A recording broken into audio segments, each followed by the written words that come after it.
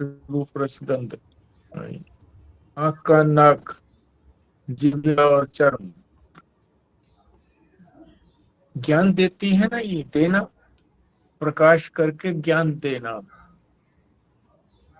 तो ये हमारी जो इंद्रियां हैं ये वस्तु को प्रकाशित करती हैं और वस्तु का ज्ञान होता है।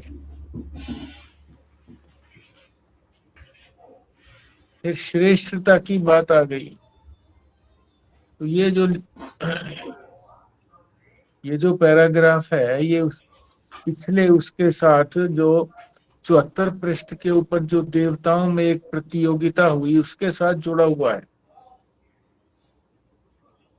कि उन्होंने भी एक यज्ञ किया था, उसमें प्रतियोगिता के लिए कि कौन बड़ा है।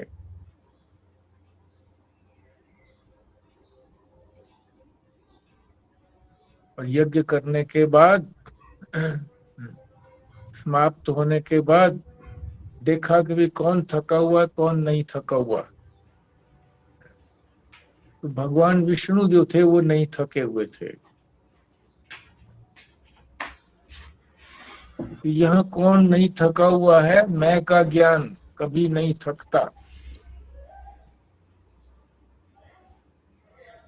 तो अहंकार ही लेना चाहिए यहाँ पर, क्योंकि उसके आगे फिर इसको स्पष्ट करना है कि ये दोनों चीजें मिल गई है, दोनों में से हर एक को, दोनों को अलग अलग करने की बात है। तो यहाँ अहंकार ही लिया जाएगा।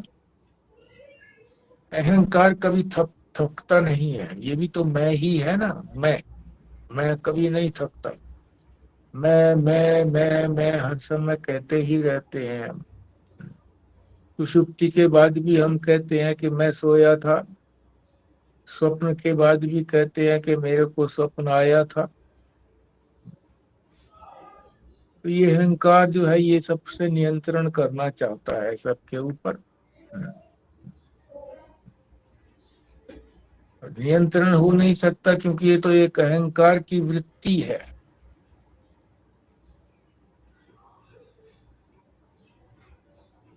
तो वृत्ति तो किस पर नियंत्रण करेगी? वृत्ति तो उत्पन्न होती है और समाप्त हो जाती है।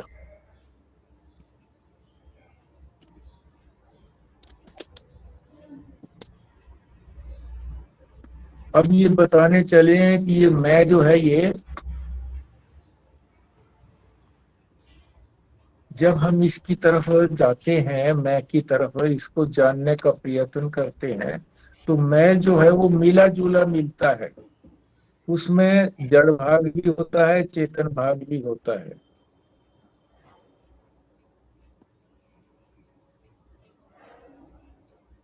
चेतन के बिना तो जड़ चलता नहीं है। तो जितने भी हमारे अंग हैं अहंकार पर्यंत, दसों की दसों इंद्रियां, मन बुद्धि चित्त अहंकार, ये सब जड़ है। ये उस चेतन के साथ मिल गए हैं। तो सही चेतन का नहीं पता लग रहा। फिर जब ये इधर प्रयत्न किया जाता है तो इन दोनों को विवेक के द्वारा अलग करते हैं कि ये सब जड़ हैं और चेतन अकेला अलग से है। जान तो लिए दोनों को अलग अलग करके, पर व्यवहार तो अभी करना पड़ेगा। क्यों? शरीर का व्यवहार, भोजन आदि खाना, वस्त्र आदि पहनना, स्नान आदि करना, ये आवश्यक है। बीमार हो जाए तो दवा दारू करना, इसके लिए भी आचार्य शंकर ने परमिशन दी हुई है कि ये भी दवा दारू का भी, ये भी व्यवहार के अंदर ही है। तो व्यवहार करते हैं तो फिर इसी की जरूरत पड़ती है, अहंकार की।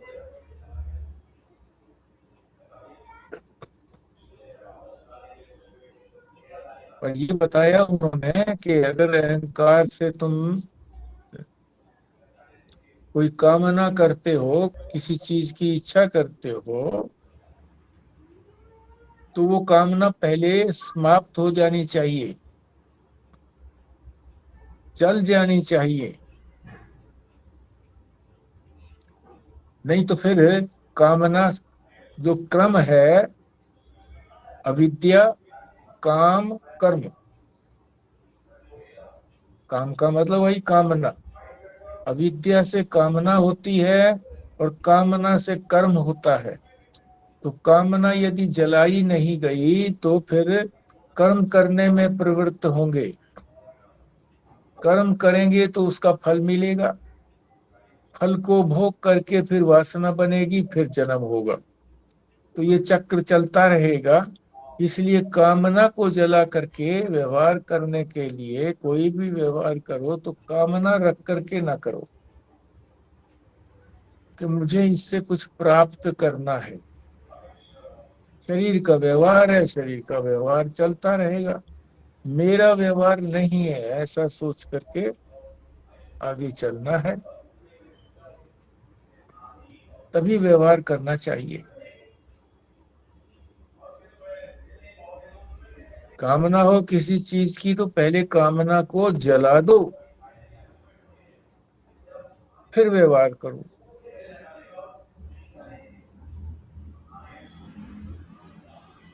फिर ये बताया कि इस तरह से यदि हम कामना को जला देते हैं तो हमारा अंतःकरण बड़ा शांत हो जाता है, शीतल हो जाता है। कामना होने पर भी यदि उसमें कामना भी आई होगी फिर तो भी वो शीतल ही रहेगा, क्योंकि उसे पता है कि ये कामना मेरी नहीं है।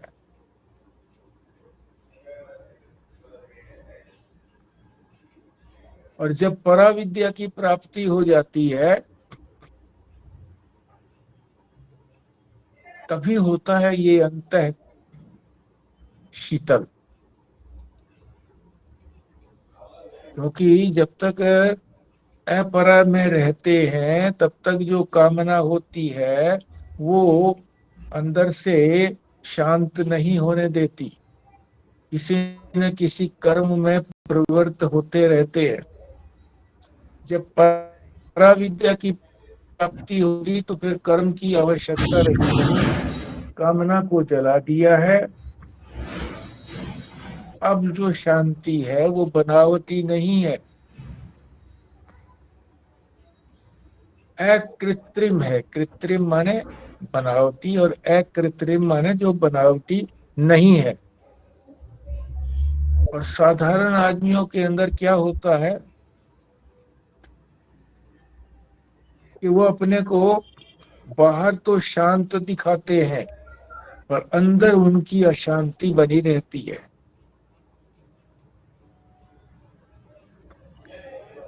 तो दो बताए हैं, एक साधक और एक सिद्ध यानी ज्ञानी। साधक तो अंतः शांति के लिए विचार करता है, विचार में जब प्रवृत्त होता है, विचार काल के अंदर वो बिल्कुल शांत रहता है। जब व्यवहार में उतरता है तो फिर अशांति आ जाती है। इसलिए साधक को तो प्रयत्न पूर्वक शांति की प्राप्ति करनी चाहिए। उसके लिए एकांत में बैठ करके ध्यान, भजन, स्वाध्याय इत्यादि करे।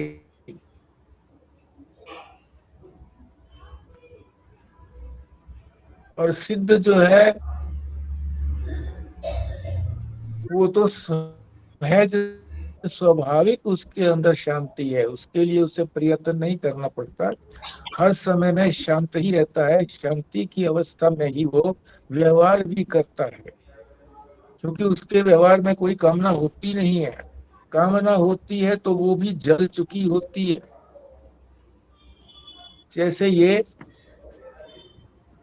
इस कहानी के अंदर जो देवताओं की प्रतियोगिता हुई थी, इसके अंदर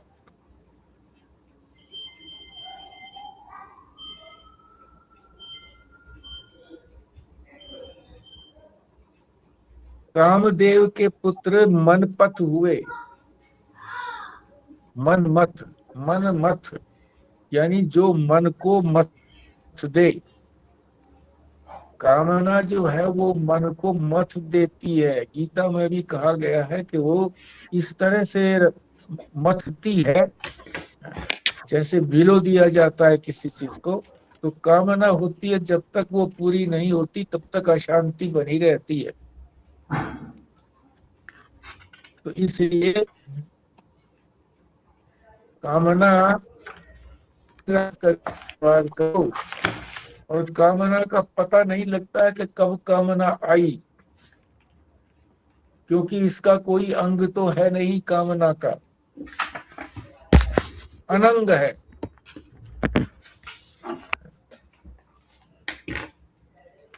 तो चुपके से कामना हो जाती है, इसलिए प्रारंभ में ही कामना को समाप्त करो ताकि ये इंद्रियों तक न जा पाए। इंद्रियों तक जाए तो कठिन होता है, और यदि ये बुद्धि में चली गई तो फिर इसके चैन पड़ती है।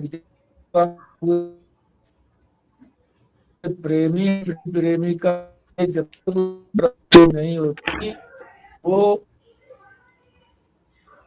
रहता है, जलता है अंदर कामना से।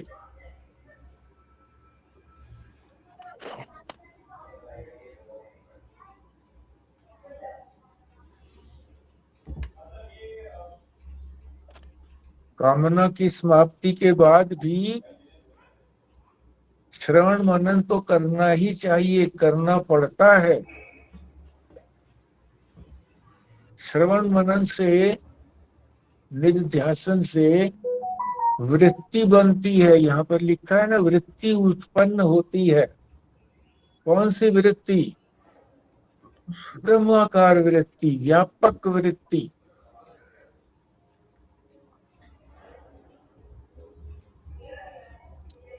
वो वृत्ति जो है वो पराविद्या कहलाती है। क्योंकि ब्रह्माकार वृत्ति होते ही सदगुरु जब महावाक्य का उपदेश देते हैं तो ज्ञान में ही प्रवेश करता है साधक। फिर साधक नहीं रहता, वो ज्ञानी हो जाता है, क्योंकि उसे तत्व का ज्ञान हो गया है। जो वास्तविक है तत्व, उसका ज्ञान हो गया है।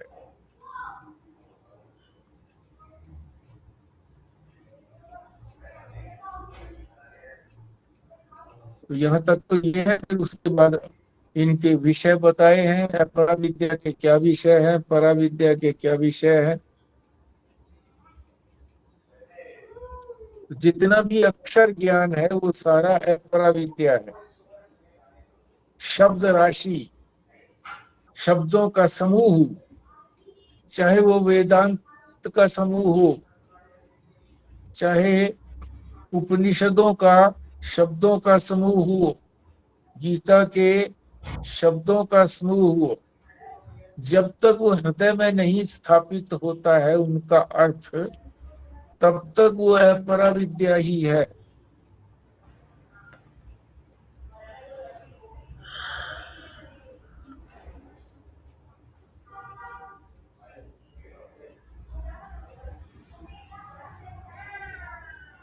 और जो शब्द जो है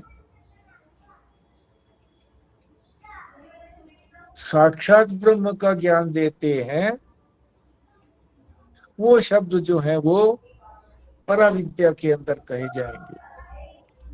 पीछे आपने पढ़ा होगा कि उसके वेद और वेदांग, चारों वेद और उनके जो षड अंग हैं, शिक्षा इत्यादि था ना, शिक्षा 6 अंग हैं उनके। किस लिए है? कि वो वेद को ठीक प्रकार से समझने के लिए है। शिक्षा, कल्पसूत्र, व्याकरण, निरुक्त, इनको अलग अलग समझा रखा है कि इनका क्या अर्थ है, इसका क्या अर्थ है, ये सब बता रखा है। छंद शास्त्र और ज्योतिष शास्त्र, ये सब अपरा विद्या में है। चारों वेद और वेदांग, ये सब अपरा विद्या में है। क्योंकि बहुत ज्ञान करने के बाद शब्दों का ही ज्ञान होता है, इसीलिए उसको ज्ञान बंधु कहते हैं। अभी ज्ञानी नहीं हुआ है।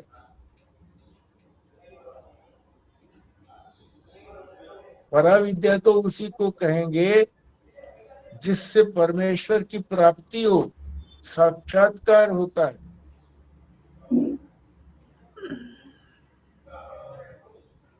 धर्म भी धर्म, जिसके अंदर कर्म किया जाता, कर्म के द्वारा ही धर्म की प्राप्ति होती है। धारणात धर्म, जब तक धर्म धर्म धारण नहीं होता तब तक वो धर्म नहीं कहलाता। ये ठीक है कि ये दोनों ये जो है, ये पराविद्या के लिए आवश्यक भी है। पराविद्या की प्राप्ति के लिए पहले इनके अर्थों को समझना पड़ता है। उपनिषद में जो भी शब्दावली दी गई है उसके अर्थ को समझना चाहिए, अर्थ को समझना चाहिए, अर्थ को ग्रहण करें। शब्दों को ग्रहण करने से लाभ नहीं है। रट लिया गया तो उससे ब्रह्म की प्राप्ति नहीं होती है, शांति अंदर की नहीं होती है। शांति नहीं होती है तो कर्म में लगे रहते हैं लोग।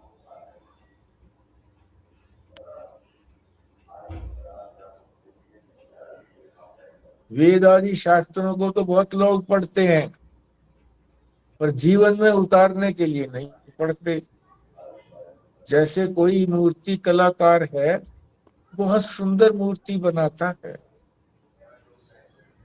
पर किस लिए? भेंट करूं किसी अमीर को, राजा को। अब राजा क्या दे देगा ज्यादा से ज्यादा? अपना राज्य तो देगा नहीं।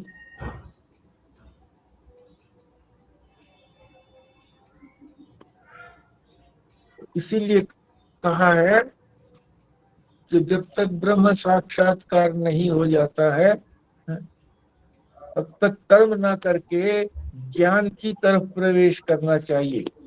कर्म जो है वो प्रारंभ में कर्म किया जाता है धर्म का पालन करने के लिए। क्या करें क्या ना करें, क्या जाने क्या ना जाने। जब कर्म के रहस्य को जान लिया कि कर्म जो है वो इस बंधन से छुड़ाते नहीं है, तब सर्व कर्म संन्यास, सारे कर्मों को छोड़ करके श्रवण मनन निध्यासन में ही लग जाता है और ज्ञान की प्राप्ति के लिए ही प्रयत्न करता है।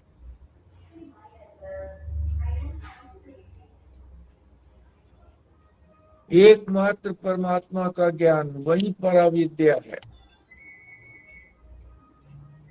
उससे भिन्न जो भी कुछ है वो तो आभास मात्र है। आभास का मतलब परछाई है, उसकी परछाई है। ऐसा लगता है कि ज्ञान हो गया, उसको कहते हैं ज्ञानाभास। ज्ञान का की परछाई, ज्ञान का आभास, ज्ञान हुआ नहीं है। क्यों नहीं होता? कि मूल अज्ञान तो गया नहीं होता है। मूल अज्ञान, मूल अज्ञान क्या है? अविद्या। अविद्या से कामना, कामना से कर्म। तो अविद्या की जब तक निवृत्ति नहीं होती, ज्ञान से ही निवृत्ति होती है, क्योंकि ज्ञान ही अविद्या का, अज्ञान का विरोधी है। वही मूल अज्ञान है, अविद्या, अज्ञान। उसकी निवृत्ति होने पर ही ज्ञान होता है, फिर ज्ञानाभास नहीं रहता।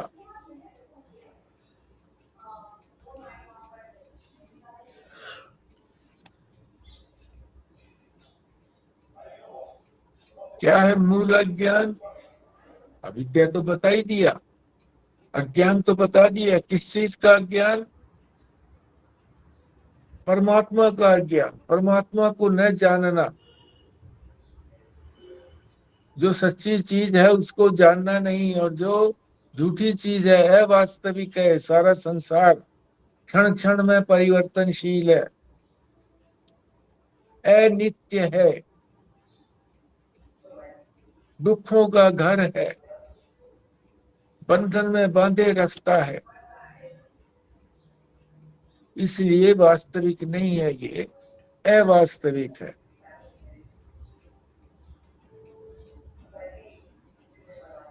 इसीलिए इसका जो भी ज्ञान है, चाहे कोई भी विषय हो इसके, तो महाराज जी ने उदाहरण दे करके भी बताया है।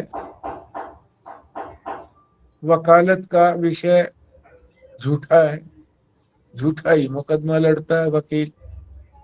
सीए जो है वो झूठा ही बही खाता बनाता है।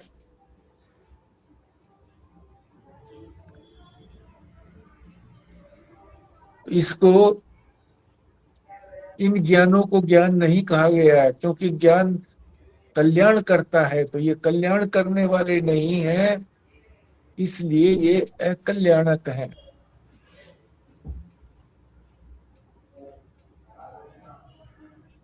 इसलिए महत्ता को समझ करके, चेतन की महत्ता को समझ करके मैं के वास्तविक स्वरूप की ओर बढ़ना चाहिए। मैं के वास्तविक स्वरूप की प्राप्ति से ये जो अहंकारात्मक मैं है,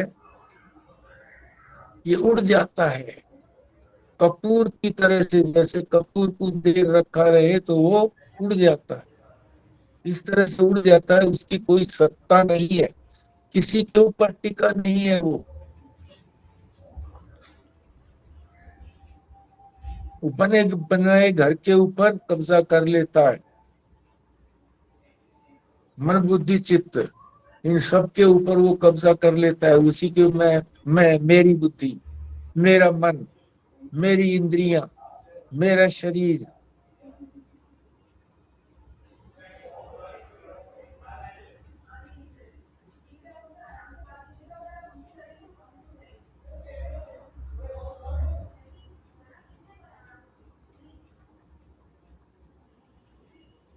ठीक है, इतना ही पर्याप्त है समझने के लिए।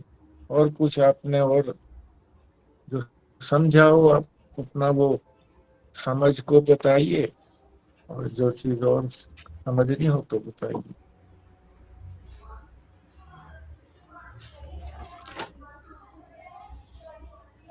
मेरे ख्याल से एक यहाँ पर, हाँ जी, एक ऐसे शब्द यहाँ पर आया हुआ है 76 पृष्ठ पर नीचे, अशेष। तो ये प्राय समझ में नहीं आता है कि अशेष का क्या मतलब है।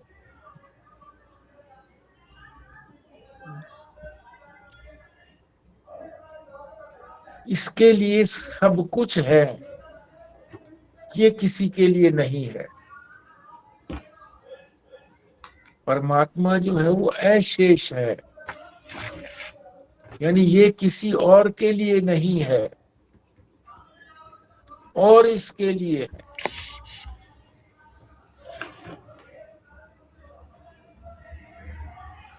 जैसे संसार के पदार्थ हैं, उनके लिए चेतन नहीं है, चेतन के लिए सारे पदार्थ हैं। आप कहेंगे कि चेतन के लिए तो आवश्यकता ही नहीं है, पर जो चेतन लगते हैं हमको, उसके लिए संसार की आवश्यकता है। शरीर, इंद्रियां, मन, बुद्धि, इनके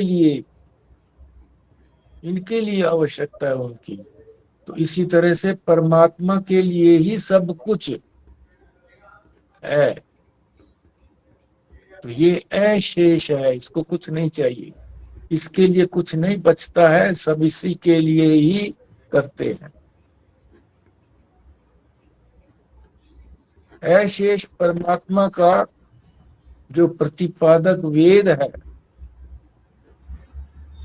उसको भी यदि हृदय में धारण करते हैं तो वो पराविद्या हो जाता है। जब तक वो हृदय में धारण नहीं होता तो वो अपराविद्या ही है।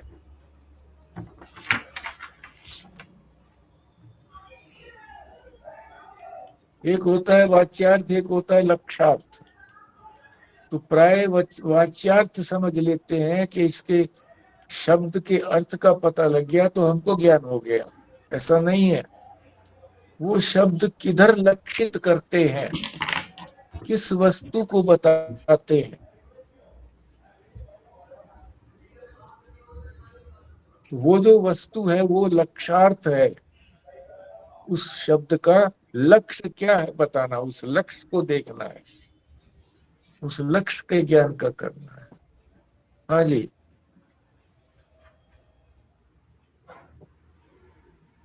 नहीं, मेरे ख्याल से हो गया जी, सप्तम प्रवचन तो समाप्त हो गया है। हाँ जी। अष्टम प्रवचन में प्रवेश करते हैं। हम्म।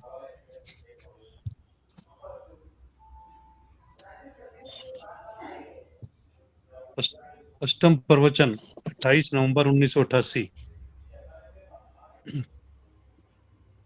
मुंडकोपनिषद के आधार पर पराविद्या का विचार कर रहे थे। कल बतलाया कि वेदों का जो वाच्यार्थ है वह अपराविद्या है, और जो उसका निहित तत्व है, लक्ष्यार्थ है, वह पराविद्या है, जिसके द्वारा उस अक्षर ब्रह्म की अधिगति होती है, अर्थात प्राप्ति होती है, जिसके द्वारा उसको समझा जाता है, जिसके द्वारा उसकी परोक्षता का पता लगता है, परोक्ष रूप से पता लगता है, वह अपराविद्या है।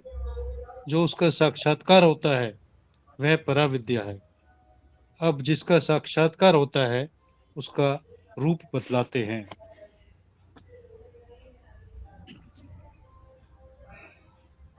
करेंगे स्वस्तिक, अगर सुविधा है तो आप करेंगे आगे।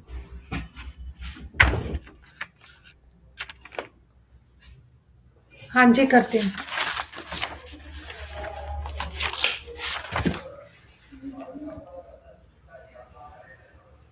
यतदृश्यं ग्राह्यं गोत्रं वर्णं चक्षुः श्रोत्रं तत्पाणिपादं नित्यं विभुं सर्वगतं सुसूक्ष्मं तद्व्ययं यद् यद्तत् योनिं परिपश्यन्ति धीराः।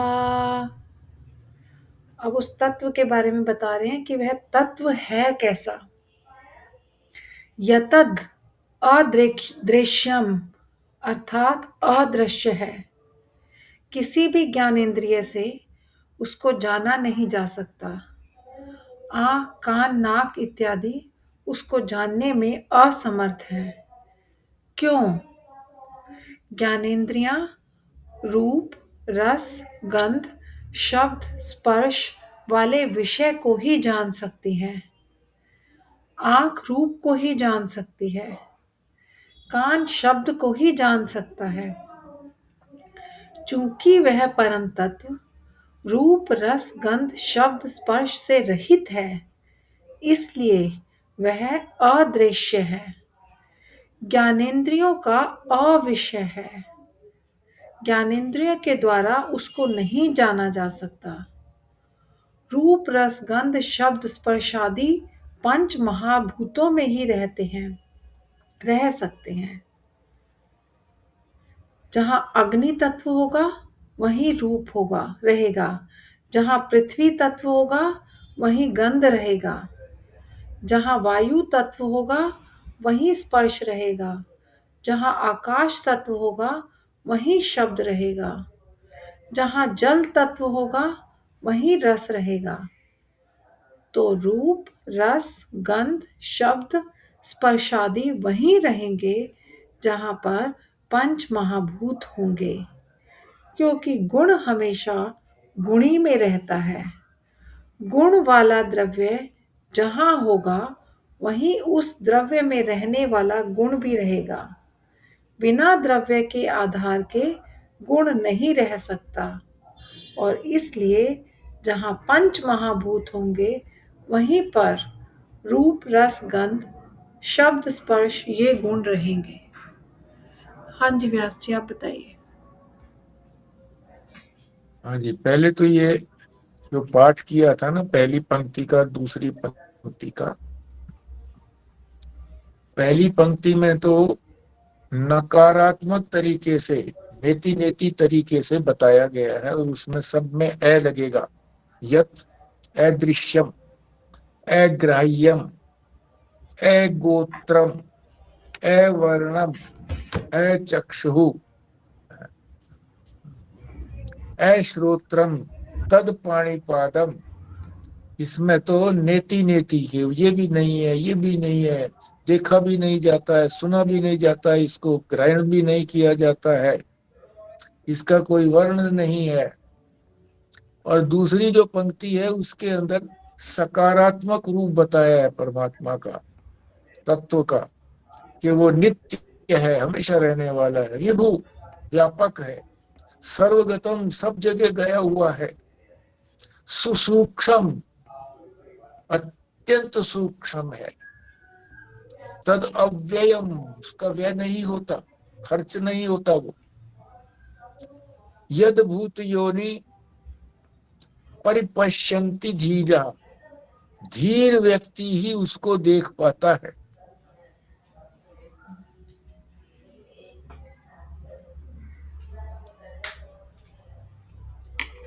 फिर बताया क्यों ये इंद्रियों से ग्राह्य नहीं है, शब्द शब्द से क्यों नहीं सुना जाता, इत्यादि इत्यादि जो है, इसके लिए कहा गया है, क्योंकि इसके अंदर जो 5 है ना, शब्द स्पर्श रूप रस गंध,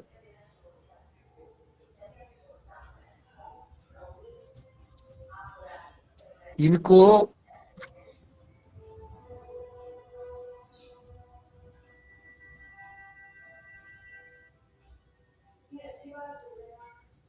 ये उससे रहित है, उसके अंदर ये नहीं है पांचों, ये पांचों महाभूतों वाला है, और जो तत्व है वो महाभूतों वाला नहीं है, वो महाभूतों से पृथक है। ये जितने हैं ये शब्द स्पर्श रूप रस गंध, ये महाभूतों के अंदर ही रह सकते हैं और किसी के अंदर नहीं। फिर ये बता दिया कि इनके गुण,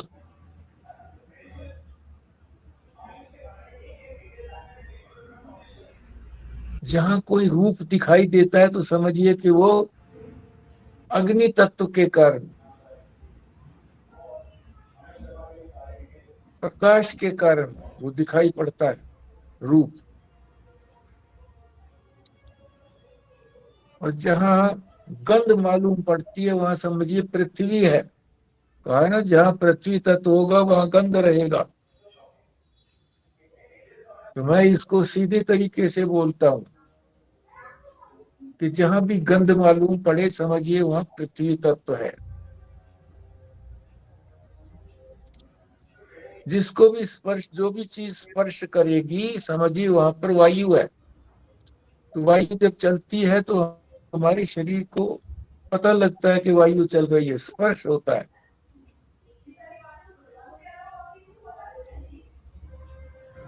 और जहां कोई आवाज आती है समझिए वहां आकाश तत्व है। किसी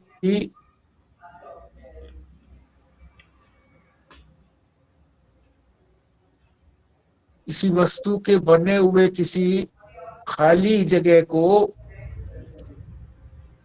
जो चारों तरफ से बंद हो और उसमें सारा आकाश, सारी उसे खाली कर दिया जाए, बिल्कुल आकाश तो होगा, आकाश तो खाली हो नहीं सकता। तो वहां कोई आवाज उसको बाहर की आवाज नहीं सुनाई देगी। आकाश तत्व में कोई दूसरा पदार्थ होता है तब उसके अंदर आवाज भी आती है और चमक भी होती है। जैसे ये हवाई जहाज ऊपर चलते हैं आकाश के अंदर,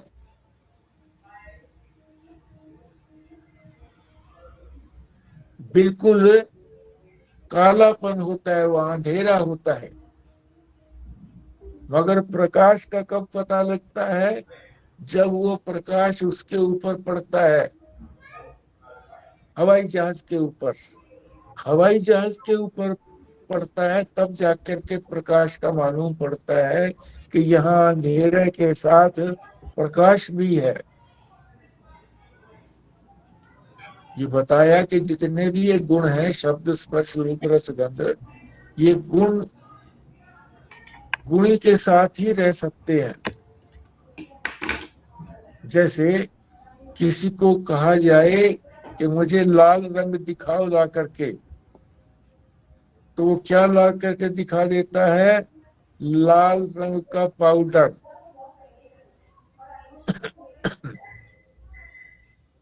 पाउडर ही तो होता है ना, जो हम लाल रंग लेकर के आते हैं रंगने के लिए, वो पाउडर ही तो होता है। तो हम कहें कि ये तो तुम पाउडर ले आए, रंग चाहिए मुझको तो रंग लाओ, तो रंग नहीं ला सकता, क्योंकि उसे सहारा चाहिए। बिना आश्रय के गुण को नहीं दिखाया जा सकता। गुण तो गुणी में ही रहेगा, गुणी होगा तो गुण पता लगेगा। सज्जन कोई व्यक्ति है तो उसकी सज्जनता का पता व्यक्ति है तो लगेगा, नहीं तो कैसे पता लगेगा कि सज्जन क्या होता है। इसी तरह से सभी चीजों के लिए लगा लो कि गुण जो है वो गुणी के बिना नहीं रह सकता। तो इसलिए ये जो पंच महाभूत है ये होंगे, वहीं पर ये शब्द स्पर्श रूप रस गंध होंगे। और इसीलिए जो है वो इंद्रियां उसको नहीं देख सकती, परमात्मा को नहीं देख सकती। क्यों नहीं देख सकती? क्योंकि वो पंच महाभूतात्मक को ही देख सकती है इंद्रियां। जो इन पंच महाभूतों से परे है उसको नहीं देख सकती। तो यहाँ तक यही बताया, गुण गुणी की बात बताई है। और उससे पहले ये बताया है कि भाई ये किसी भी इंद्रिय से नहीं देखा जा सकता, उसके लिए बता दिया है दृश्यम इत्यादि है लगा करके सब साथ। और नीचे की पंक्ति में फिर उसका नित्य इत्यादि जो है उनके लक्षण बता रहे हैं परमात्मा की, क्योंकि परमात्मा का ही ज्ञान के लिए तो रहा है ये। तो यहाँ भी ऊपर पहले पैराग्राफ में वाच्यार्थ और लक्ष्यार्थ दिया गया है। तो वाच्यार्थ को अपराविद्या कहा है और लक्ष्यार्थ को पराविद्या कहा गया है।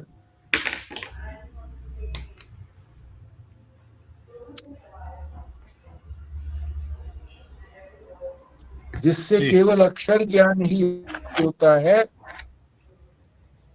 उसको कहते हैं परोक्षता। परोक्ष परोक्ष और अपरोक्ष का भी आप अच्छी तरह से मन में दृढ़ कर लें कि क्या होता है। परोक्ष का मतलब होता है जो अपने से परे हो, उसको परोक्ष कहेंगे। तो चाहे हमें चारों उपनिषद, सारे उपनिषद और चारों वेद याद हो,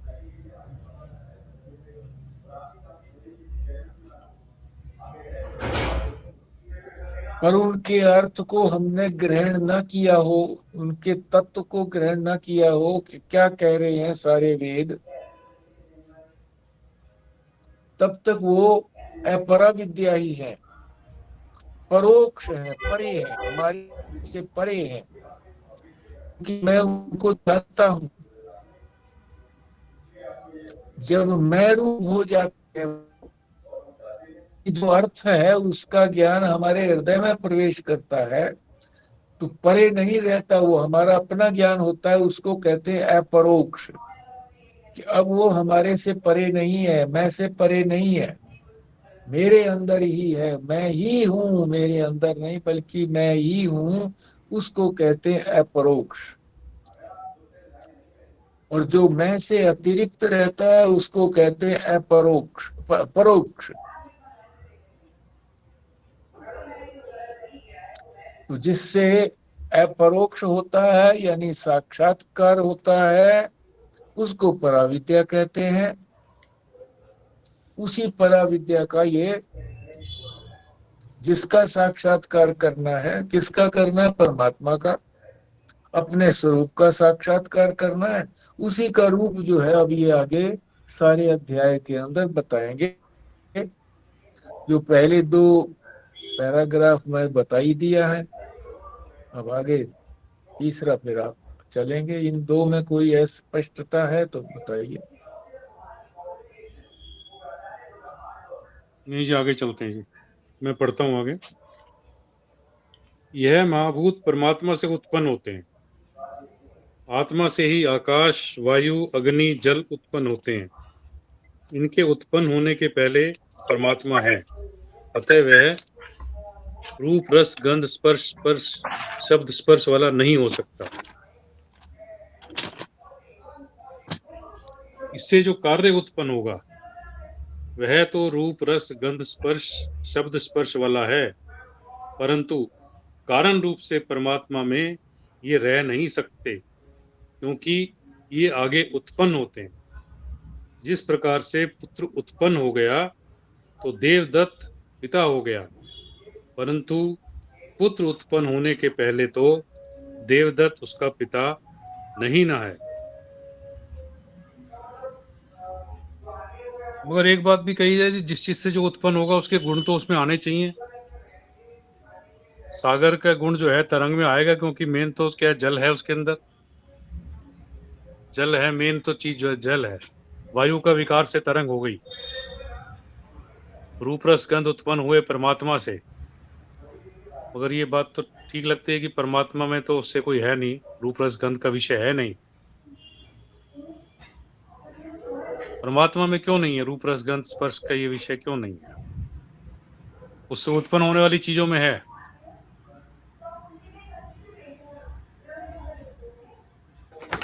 क्योंकि परमात्मा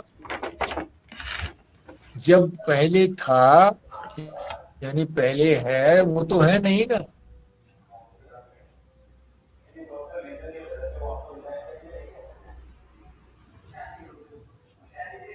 तो ये वहां पर नहीं लगेगा कि वे माता पिता के गुण बच्चे में आते हैं, ऐसा नहीं लगेगा। बल्कि ये है कि वहां जब वो है ही नहीं, गुण ही नहीं, वहां पर 5 महाभूत नहीं है, 5 महाभूतों के ही तो गुण है, 5 शब्द, स्पर्श, रूप, रस, गंध इत्यादि। परमात्मा तो चाहे उनके अंदर रहता है, और वो अति सूक्ष्म रूप से कहिए या अदृश्य रूप से कहिए, या अति सूक्ष्म रूप से ही कह सकते हैं, या सामान्य रूप से कहिए उसको, कि वो सामान्य रूप से रहता है। परमात्मा विशेष रूप से नहीं रहता उनके अंदर। परमात्मा तो सब जगह रहता है, उनसे जो उत्पन्न हुआ उसमें भी रहेगा, और अति सूक्ष्म रूप से रहेगा। क्या हम ये कह सकते हैं कि यहाँ पे हम ब्रह्म तत्व की बात कर रहे हैं, जो कि उपाधि रहित है, और जिसको हम सोच रहे हैं, जो जिसके अंदर पंच महाभूत है, वो तो उपाधि वाला ईश्वर है। तो उपाधि वाले ईश्वर के गुण तो हमारे में भी हैं, वो भी पंच महाभूतों से है, मतलब या जो भी बोले माया की उपाधि, और हमारे ऊपर भी अज्ञान की उपाधि है। तो उनको तो हम देखते हैं ना, जैसे राम और कृष्ण आए, उनके ऊपर तो वो उपाधियां थी, तो उनके पंच महाभूतों से वो बने थे, और हम भी पंच महाभूतों से बने हैं। तो जिस दिन हम भी अज्ञान रहित हो जाएंगे, ज्ञान रूप हो जाएंगे, तो दोनों का तत्व तो एक ही है। पर जब दोनों के ऊपर माया की या ज्ञान की उपाधि होगी, तो भी हम एक ही जैसे हैं। फिर तो हमारे में भी उनके जैसे गुण हैं कुछ। देखो, ब्रह्म तो सभी के अंदर है, ईश्वर के अंदर क्यों कहो, जीव मात्र के लिए है। जड़ के अंदर ही परमात्मा है सामान्य रूप से। तो यहाँ ईश्वर की बात नहीं लेकर के आनी है, क्योंकि ईश्वर जो है ये एक मान्यता है। ईश्वर कोई एंटिटी नहीं है। ब्रह्म ही जब माया का रूप धारण कर लेता है, माया की उपाधि धारण कर लेता है, तो उसको ईश्वर कहने लगते हैं। एक कथन मात्र ही तो है, और क्या है। जब ब्रह्म का ज्ञान होता है, सीधा ही ब्रह्म का ज्ञान होता है, कोई फिर कहोगे कि वो पहले ईश्वर क्यों नहीं बन सकते हम। ईश्वर नहीं बन सकते, ईश्वर एक ही होता है। ब्रह्म ही माया का रूप धारण करके ईश्वर कहलाता है। ब्रह्म ही जीव का रूप रूप धारण करके जीव कहलाता है। मनुष्य का रूप धारण करके जीव कहलाता है। विभिन्न प्राणियों का रूप धारण करके वो विभिन्न प्राणी कहलाते हैं। तो ईश्वर की एंटिटी यहाँ बीच में नहीं लेकर के आनी है। ये तो ज्ञान से ईश्वर को माना हुआ है। ये सारा संसार, जिसने सारा संसार जो है वो दिखाई पड़ा, तो किसने बनाया ये। तो ब्रह्म तो बनाता नहीं है, कुछ करता नहीं है, तो उसके लिए ईश्वर शब्द कह दिया गया कि ईश्वर ने बनाया। वास्तव में तो बनाया तो ब्रह्म ने ही, पर वो उपाधि को धारण करके बनाया।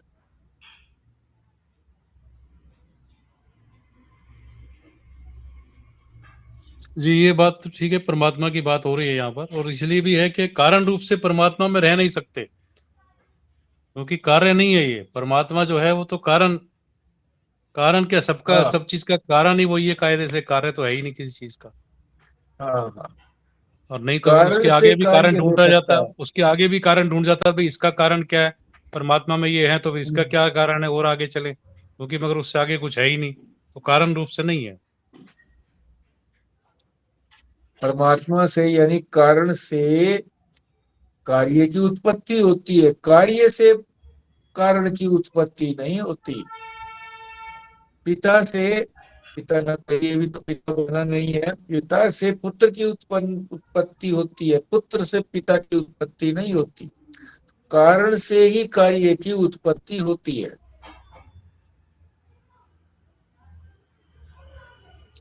तो ये कार्य है। तो कार्य जो है वो कारण में कैसे आएंगे। कारण पहले था, कार्य बाद में आया।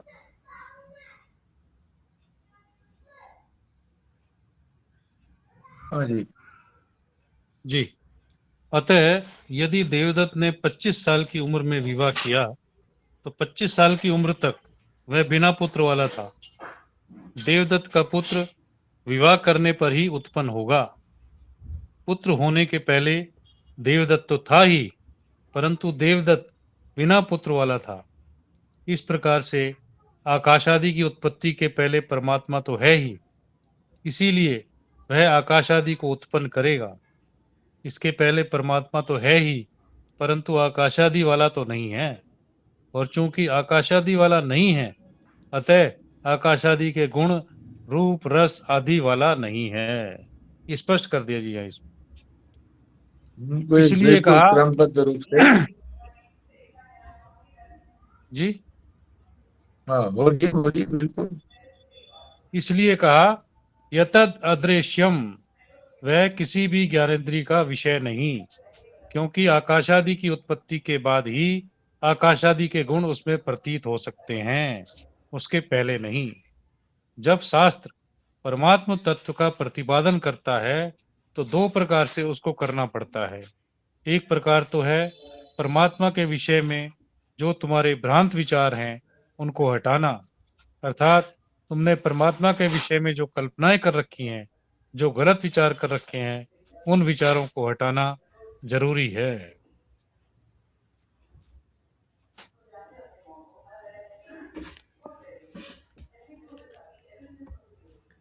ये गलत विचार कौन से हैं कि हमने परमात्मा को वो समझा हुआ है कि वो भी पंच महाभूतों से बना है, या वो भी गुण वाला है, ये वाले गलत विचार हैं या कौन से, या हम उसको देख सकते हैं, सूंघ सकते हैं, ऐसा कुछ। यही तो भ्रम हो रहा है ना, कि हम उसको देख क्यों नहीं पाते, सुन क्यों नहीं पाते, चख क्यों नहीं पाते परमात्मा को? तो ये भ्रांति है कि वो इस प्रकार से कर भी सकता है। वो कैसे कर सकता है? जो पहले है, बात हुआ चीज है, वो कैसे कर सकती, उसको ग्रहण कैसे कर सकती है? आदि पंच महाभूत थे ही नहीं, इसलिए उसके अंदर आकाश आदि पंच महाभूत होंगे कैसे? तो आकाश आदि उसमें नहीं है, तो आकाश आदि के जो गुण हैं, शब्द स्पर्श रूप रस गंध, ये भी उसमें नहीं है, इसलिए वो गुणों वाला भी नहीं है। निर्गुणिया कहते हैं संत मत में, भजन गाते हैं तो निर्गुणिया। हाँ जी।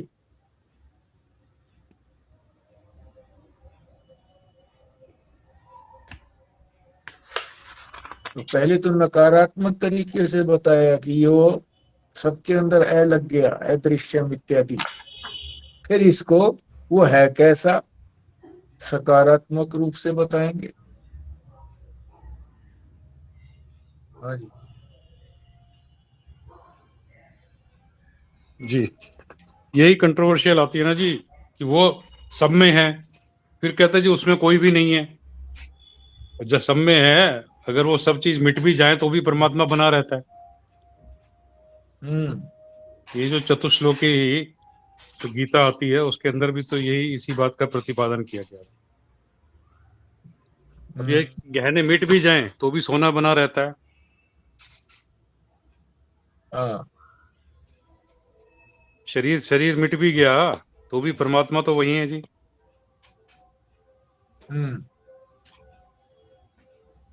खैर, परमात्मा कैसा है इस बात को बतलाना पहली चीज है। यदि ही किंचित बोध समुद्रभवम तदखिलम प्रतिषेधिति केवलम। सर्वज्ञात्म महामुनि कहते हैं, यदि ही किंचित अबोध समुद्भवम, अबोध अर्थात अज्ञान, परमात्मा का अज्ञान होने के कारण परमात्मा के विषय में अनेक चीजों की कल्पना करते हो। जो कुछ भी अज्ञान के द्वारा तुमने परमात्मा पर आरोपित कर रखा है, तद अखिलम प्रतिषेधिति केवलम, उन सब का प्रतिषेध करना, परमात्मा ऐसा नहीं है, यह बताना जरूरी है।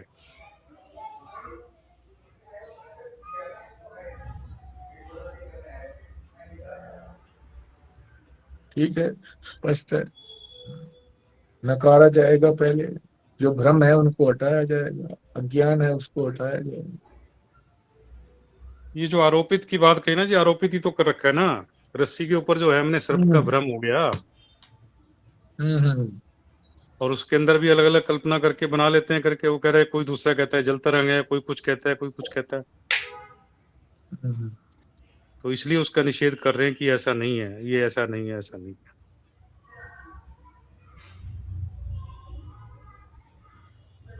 आज यहीं तक रखें जी, इसके बाद आगे कर रहे हैं, फिर ये पैराग्राफ लंबा है।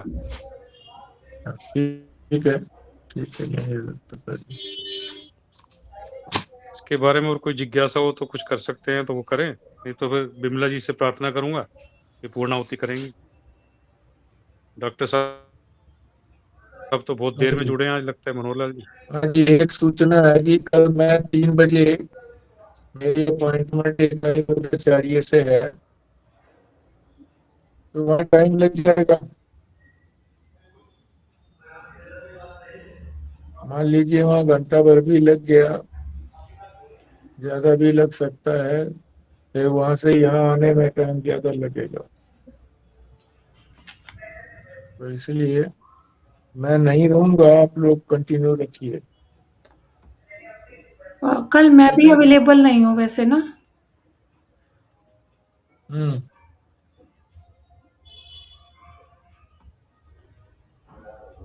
तो कल का विश्राम रख लें जी। देख लो, विश्राम रख लो।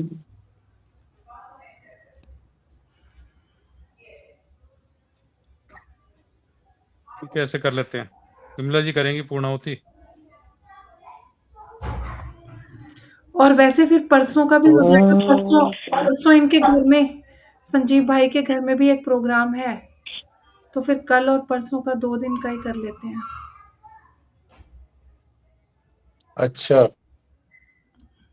अब ये सभी को सूचित हो गया है, अब इसमें लिखने की जरूरत है क्या? हाँ, सब तो है यहाँ कल पर और तो। परसों। हाँ जी, सब है यहाँ पर वैसे। हाँ, तो कल और परसों का अवकाश रहा, उससे अगले दिन फिर उपस्थित होंगे।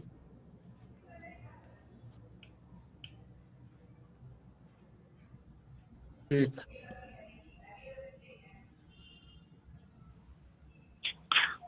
ॐ पूर्णमदः पूर्णमिदं पूर्णात् पूर्णमुदच्यते पूर्णस्य पूर्णमादाय पूर्णमेवावशिष्यते। ॐ शान्तिः शान्तिः शान्तिः। नारायण नारायण। नारायण नारायण नारायण। नारायण।